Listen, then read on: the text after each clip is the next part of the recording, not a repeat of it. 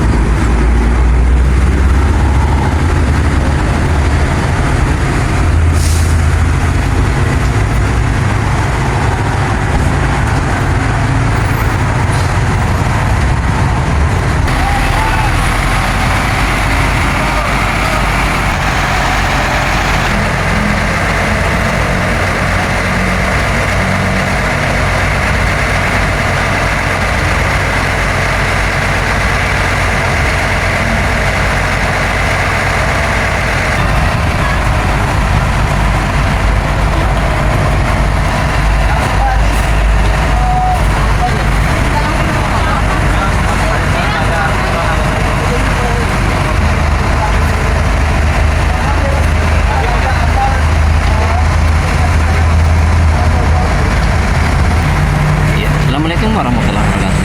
Baik pemirsa, saat ini kita berada di Laboratorium PHBW Banyumas, Jawa Tengah. Kali ini kita kedatangan tamu yang istimewa, sangat istimewa dari Institut Pertanian Bogor.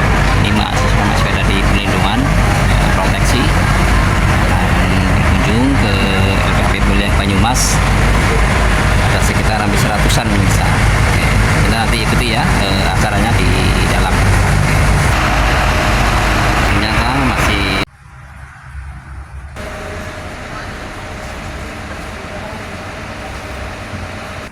semuanya ya?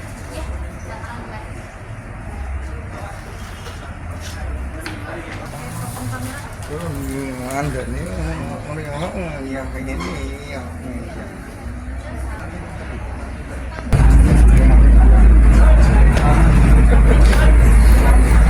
warahmatullahi wabarakatuh.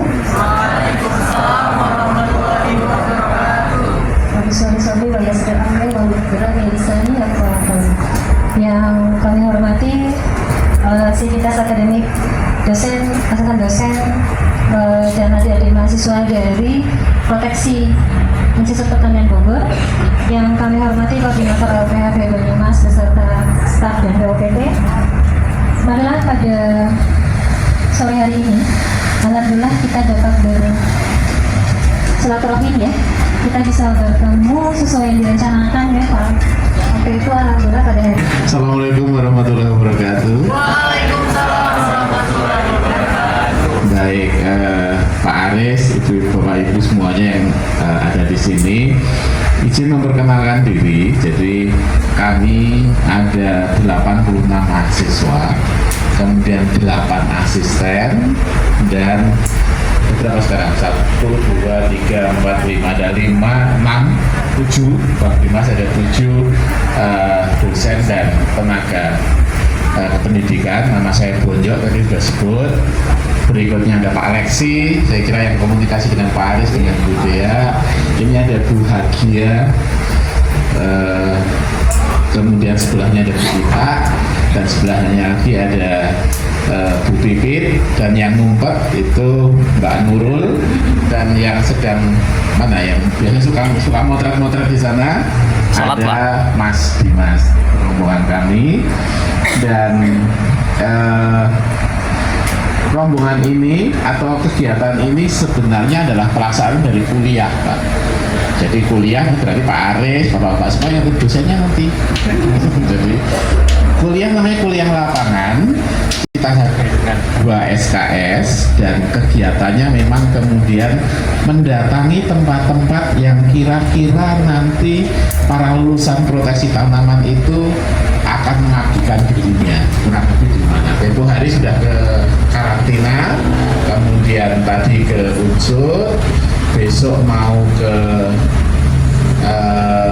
Dieng, kemudian setelah itu ke Jogja ke Petani Champion, dan setelah itu pulang. Nah, tujuannya memang mereka baru semester 3, artinya tujuannya justru kemudian di awal mereka diperkenalkan dulu dengan dunia proteksi tanaman, dunia perlindungan tanaman, sehingga setelah mereka melihat, mereka memiliki motivasi untuk belajar. Aku disuruh belajar seperti ini, apa sih sebenarnya penerapannya? Nah, harapannya setelah melihat penerapannya dulu, salah satunya di LPHP Banyumas ini, nanti setelah kuliah mereka bisa semangat nggak? Harapannya nanti kalian tolong perhatikan dengan baik. Tadi termasuk yang video yang ditayangkan tadi, ada tanaman bunga matahari dan sebagainya. Ada yang tahu itu apa? Oke, kamu sudah tahu, Pak. Nanti kalau nanyanya nanamnya bagaimana dan sebagainya, nanya ke Pak Aris, ke yang lain-lain di sini. Terus juga tadi lihat nggak ada botol aqua dikasih balon. Wis, air nasi tangan balonnya. Itu bukan ulang tahun ya, ada balonnya. Nanti nanya Pak Aris itu apa gitu. Baik, jadi yang ingin saya katakan, saya kira adalah bangunan ini, ruangan ini adalah saya boleh menyebutnya sebagai salah satu rumah dari para insan perlindungan tanaman. Ada banyak tempat seperti ini, ada di Banyumas, ada di, kalau Jawa Tengah saja ya, ada di Banyumas, Pemalang, Kedung, Semarang, Pati, Surakarta. Nah, itulah rumah-rumah kita, para insan perlindungan tanaman. Aplaus untuk LPHP. Kemudian ada tupoksi peramalan. Jadi selama ini kalau kita ada serangan hama penyakit, kita melaporkan, kita juga ditugaskan untuk meramalkan apa yang akan terjadi pada periode ke depan. Ini ngeramal hama penyakit nggih, bukan ngeramal yang lain nggih. Nah, ini ramal hama penyakit itu yang tupoksi kita peramalan. Kemudian ada tupoksi pengendalian. Nah, pengendalian ini adalah salah satu tugas utama kita dalam mendampingi masyarakat petani, mendampingi publik. Itu nanti Pak Anas ini yang mengkoordinir itu dalam pengendalian kita. Tupoksi pengendalian kita itu ada klinik tanaman, ada surveillance, kemudian ada pengembangan APH dan pengujian APH. Nah, keempat-empatnya ini yang kemarin disertifikasi 9001 adalah sertifikat layanan publik ya Mbak Dian, manajemen mutu.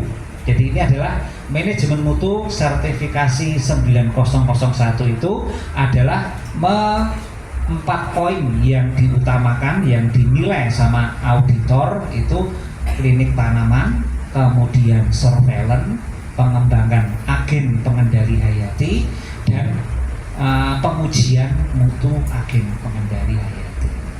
Jadi semua itu arah kita yang disertifikasi kemarin adalah yang mengarah ke organik. Jadi itu adalah salah satu tupoksi kita dalam pengendalian OPT secara organik. Tentang tayangan yang sebelumnya tadi tentang burung hantu. Nah, itu kan ke padi. Nah, kebetulan saya ingin mencoba di wilayah saya mayoritas jagung, tapi hamanya tetap sama tikus.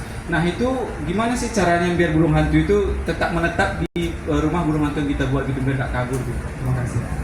Langsung aja Pak Anas. Ya. Terima kasih ya. Kalau untuk burung hantu untuk tidak kabur, jelas kabur Mas.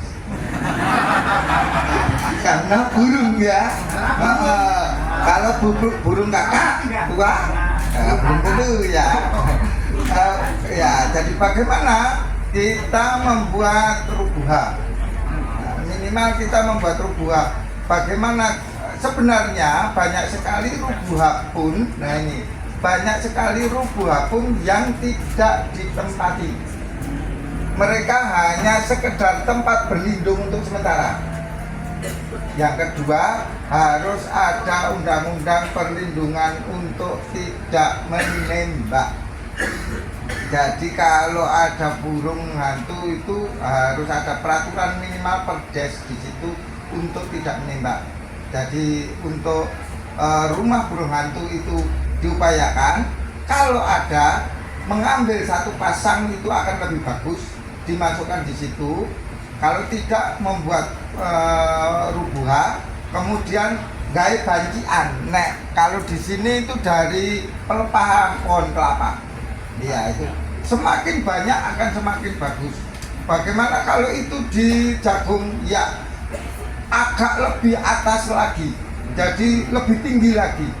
Itu memang mau di padi atau di jagung yang namanya tikus itu sangat-sangat cerdik. Bahkan tikus kantor lebih cerdik, Mas. Jadi iya. Tikus itu kan kalau nyerang dia itu semua itu sampai pinggir hanya disisakan.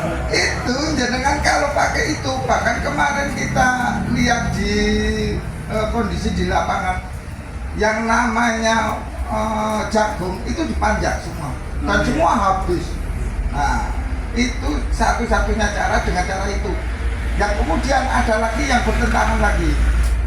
Biasanya tikus kalau kita memberikan umpan kan koagulan dan antikoagulan, ini juga berbahaya. Berbahayanya gimana?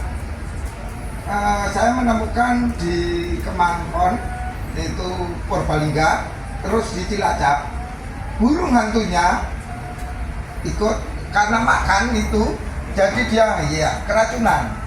Kemudian kita kasih bantuan air kelapa yang nggak bisa bertahan lama. Itu. Tapi yang di Cilacap itu kita membuat ternyata di situ karena banyak sekali sudah burung hantunya itu di rumah-rumah gudang-gudang rumah yang tinggi-tinggi itu. Ternyata begitu ada dikasih rubuha itu mereka pindah di situ.